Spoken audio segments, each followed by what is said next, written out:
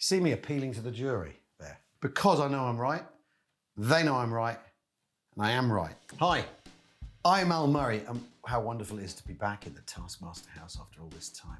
And this is my top Taskmaster episode. My choices, my favourite moments, and maybe a moment that completely boiled my...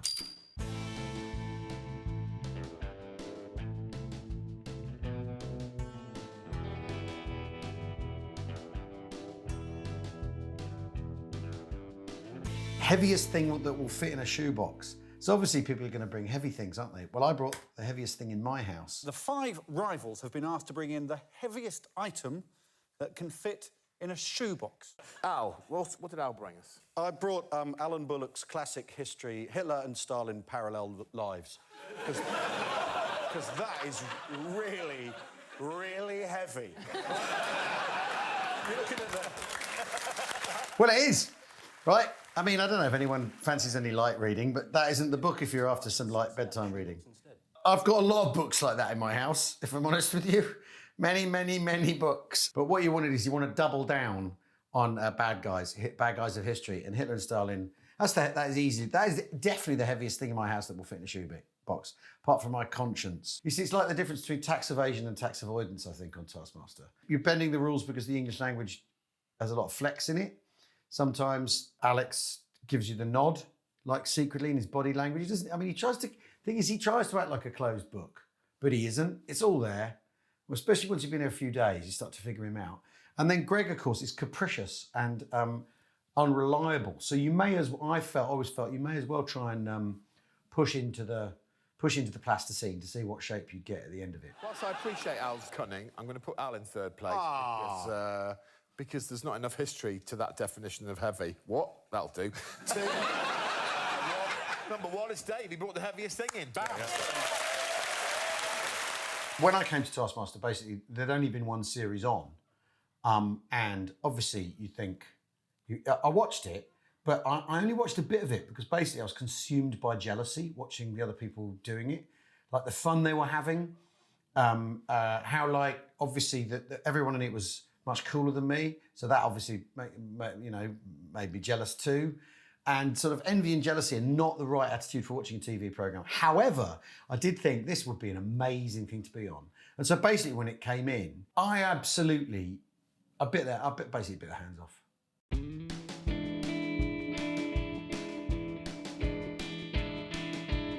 Let's have a look. Well, I'm supposed to eat this? No. Open that first, yeah? Propel. I love this because this is the point, is you see everyone experience the same thing as you. Propel this pea the furthest distance. Your pea must land and remain on the red carpet. I'll just fry it in this. Will the pea definitely land on the... Oh, so the pea's got a... Yes. Read the rules. It's going to land on it. All of you, read the rules, right? It's in the rule. Land it on the carpet, propel the pea as far as you can on the carpet. The pea must land on the carpet. The pea will be on the carpet. It doesn't say it must make contact with the carpet. You do what you think's right, Rob. Well, You do what you think's right, says Alex Horne, setting a trap. Yeah, so I started off by thinking, right, let's land it on. Yeah, I did a load of other stuff before this actually, but this is this is obviously the right thing to do. You see, and that's what's really interesting about Taskmaster, is you come on it and you think something's obvious. I think it's obvious. I've got to propel the pea. See how far we can get the pea to go. Okay. Doing my bit for tank tops. I've got to go as far as Taxi app. and back in the next 20 minutes. If we can just go up the M4 as far as we can. Alex got in a camera and sound, because I think there used to be money for that in television. Soundman and a cameraman. I mean, it's changed these days. Normally it's someone with a phone. But they all got in the car, and then Alex asked me to sort of trash talk the other contestants. Well, because we had a load of time to kill, right, driving up the M4. So he asked me to sort of do trash talk for all the other contestants, and it's kind of like Paul Chowdhury, you're going home in an Al Murray ambulance or that sort of thing. It's all a bit weird. So it was a peculiar cab ride because this is also that thing that can happen on Taskmaster, is you decide on a thing and then you could like see it through. It's like, there's that one where we had to disperse our clothes and people ended up running off And then you got to run over the run over the bridge, and you got to keep running.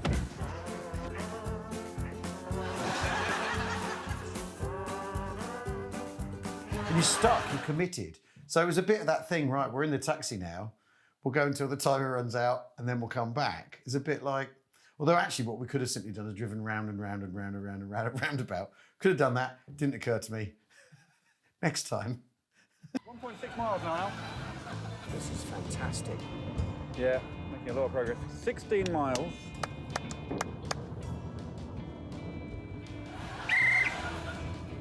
There we go. It's just shy of 18 miles. 18 miles. Brilliant. It's cost me an absolute fortune, though. That was the thing. Check for peas. Oh, yes! It remained on the carpet, Al.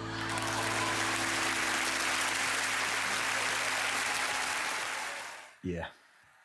I mean, come on. I'll be honest with you, this is my favourite moment from my series of Taskmaster. Although, actually, there's another task that if it had paid off, if I'd gone on my instincts, so this, I think this was on the same day, basically. There was one where there were a load of balloons, we had to burst the balloons. And I came in and said... They look like they're in Morse code or something. The balloons, yeah. 4 dots, 3 dashes or something, I don't know. But I should have, but I think it was my first day. And so I wasn't quite tuned in to the possibilities of what would be going on. So I didn't say, what does it say in Morse code? And I think what it said in Morse code was burst 1 and you've won.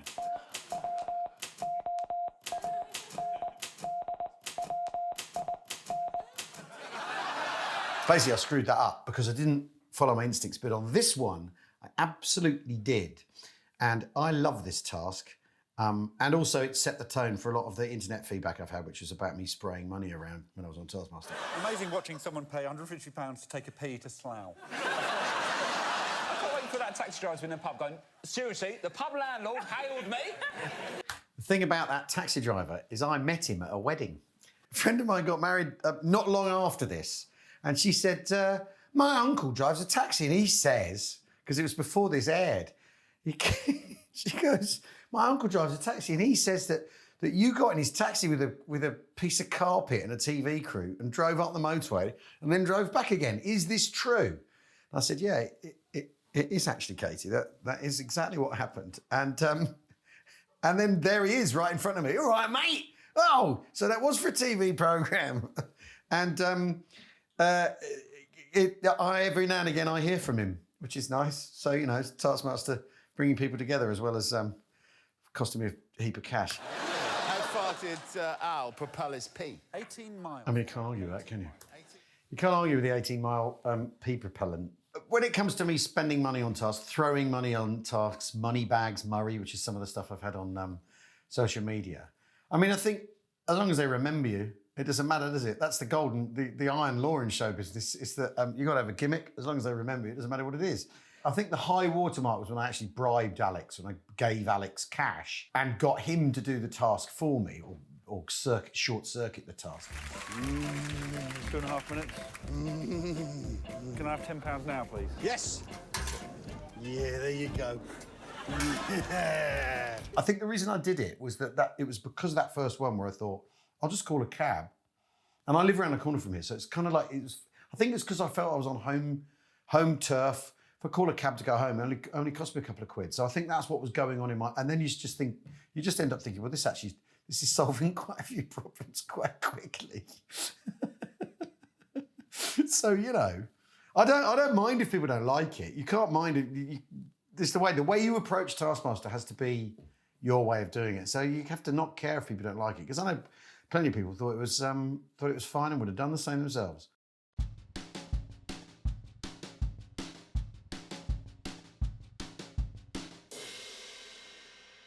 I see, I've lost that hat. And then the one that replaced it,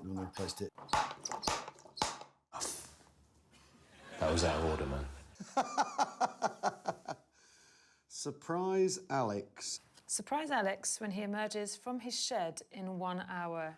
Your time starts now. Now, one of the things we all did, and then got sort of talked out of doing, was delaying the starts now. So everyone would read the thing and then think, I know what I'll do. I'll think for a minute or two, and then I'll say starts now. And we ended up being bullied out of that behaviour. I think bullying is not too strong a word. Oh, that was what this is a metaphor for, like, it's a surprise. Nothing gets past Paul Chowdhury. How far do his family live? Go and kidnap his children from school.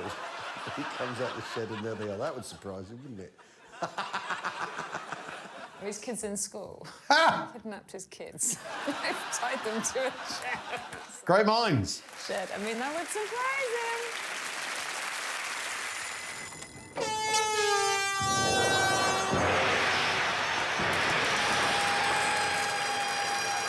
I think I thought immediately of the gong. I don't think I thought of anything else before settling on that. Obviously, me in the near buff is shocking on any level.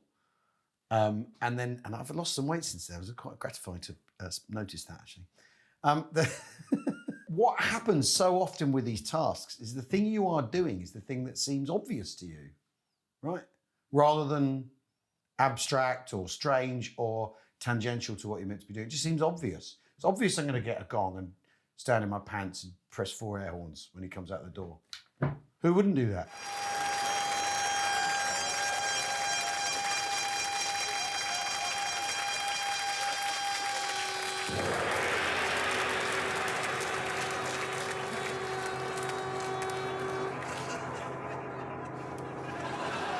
I did deliberate long and hard about whether to wear underpants or not.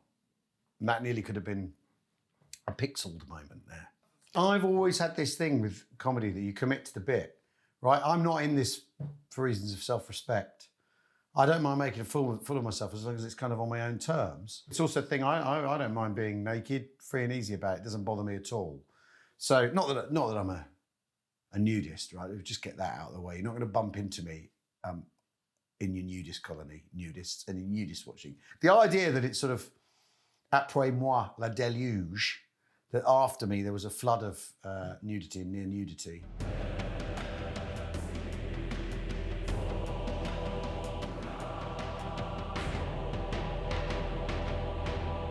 It's been a long time since anyone said it was groundbreaking, but it's nice to hear that still got it. We got the gong back, that's right, God, I remember now.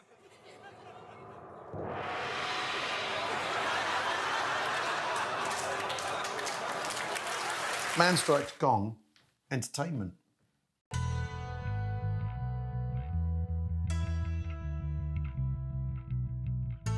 This is bad, there's bad blood here. Oh, come off it. Fill this egg cup with your own sweat. And it's going to be weird, mate. Most sweat wins. You have 20 minutes. Your time starts now. Am I right in thinking that sweat and urine are made of the same stuff? I am right in thinking that, right?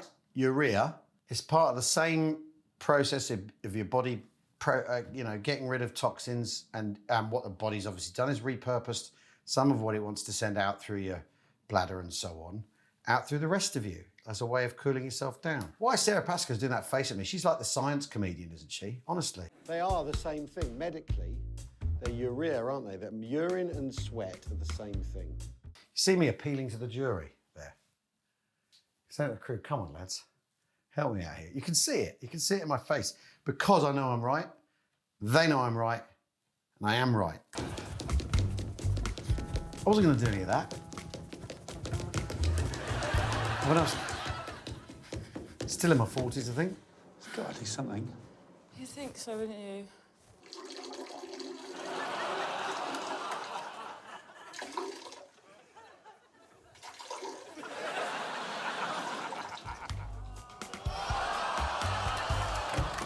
Pretty cool. Alex had Googled it. I said to Alex, look it up, check it. And he said, yeah, they're the same thing. Urea, sweat, urine are the same thing. We have consulted not one but 2 doctors. We consulted the Van Tullochen twins from the telly. So they both said, well, yeah, they're both mostly water, but by that logic, you could have used beer. Zan said they're made in different ways by different part of the body and are easy to distinguish without the need for a scientific test. And culturally, everyone makes a clear distinction between them. Fuck those doctors. Simple as that. What do they know? Since then, I've thought about this quite a lot. And I think what I should have done was asked production to go and get me an IKEA flat pack item, because if there's one way to make me sweat, it's me doing DIY. And in the time it would have taken me to assemble like a you know, chest of drawers called Spunk or something, I'd have like sweated gallons and I'd have won that task. But there we are. The beauty of coming on Taskmaster is you are set free in the way, you can respond any way you want to any of these tasks. That is the absolute beauty of being put in this position that you're in on the show. And also the sort of thing you should allow yourself when you come on it. You should give yourself the liberty that the show offers you. So much entertainment, so much comedy. People are always talking about the limits. They're always talking about the edges. They're always talking about what you can and can't do. And on this, I mean, I never thought when I came on the show I'd piss in a saucepan, but it seemed like the completely logical thing to do, right? And that is a kind of freedom that you don't run into. That's why this is such an exciting show to be on and so cool to do. If I was asked to do it again, I'd do it in a heartbeat. You just go, yeah, of course. Yeah, I'll clear the diary. Because it's just that freedom. If anyone's watching and hasn't decided whether they want to do this or not, it's the best job in TV. There's no lines to learn, there's no marks to stand on, there's no retakes, there's no audience getting more and more bored as you grind your way through yet another recording. And you just get to be yourself. Drawback with that, Mike, is that yourself is a dickhead. But let's roll with that, shall we?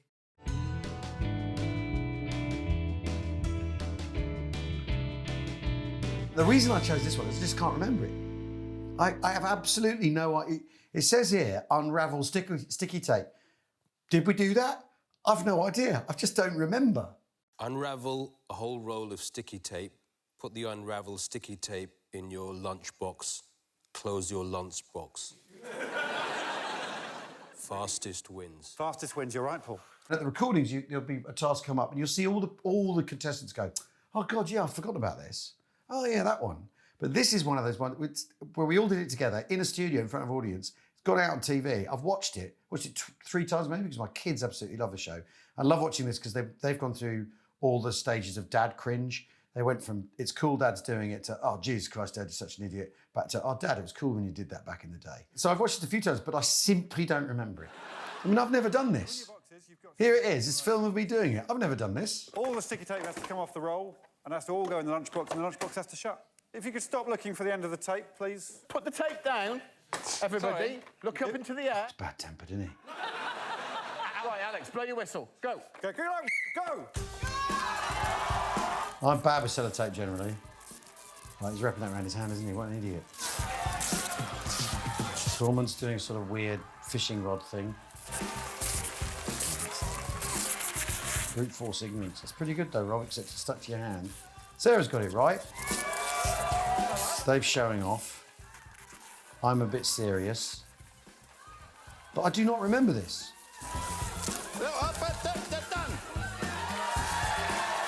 Look at me. What a dick. So pleased with myself. Look. What an arsehole. But I've never done this. This is CGI. This is being done with AI and robots. I've never did this.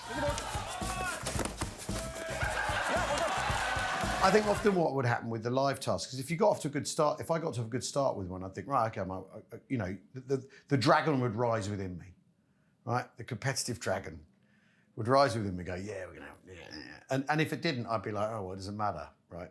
Which is obviously like completely dysfunctional. But I am surprised by how competitive I came. I became very, very competitive as the series ran, particularly.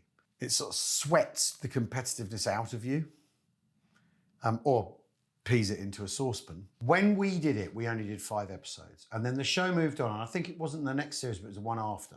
It went to 10 episodes. Dead jealous of people that got 10 episodes out of it. 10 episodes to show your mind at work, to display your subconscious, and to be sort of experimented on by the Taskmaster. The show has changed in the way that people have become more and more competitive as it's gone. This was early, so it did feel like we were still sort of rats in an experiment rather than in a maze necessarily with a juicy prize at the end. It has changed, and the tone of the way it's presented it's changed. It's the idea that Greg's sort of crueler and more capricious now. It's a thing that's changed actually in the show. There wasn't much emphasis on that when we first did it. I don't remember it anyway. And it is, I mean, I have to say, watching more recent series, people really need to chill the fuck out. They're embarrassing themselves with how much they want to win this, I think. Because I was embarrassed with the amount I ended up wanting to win it, right? It's a bad feeling to have inside yourself, that kind of competitiveness. And there's a whole lot of people who really need to chill the fuck out. It's too late for several people you could name because they've shown themselves on national television. But, you know, calm down, everyone. So that was my ultimate episode of Taskmaster. Me, Al Murray, the rightful winner of that series. You see what being competitive does to someone? It turns them into an instant wanker.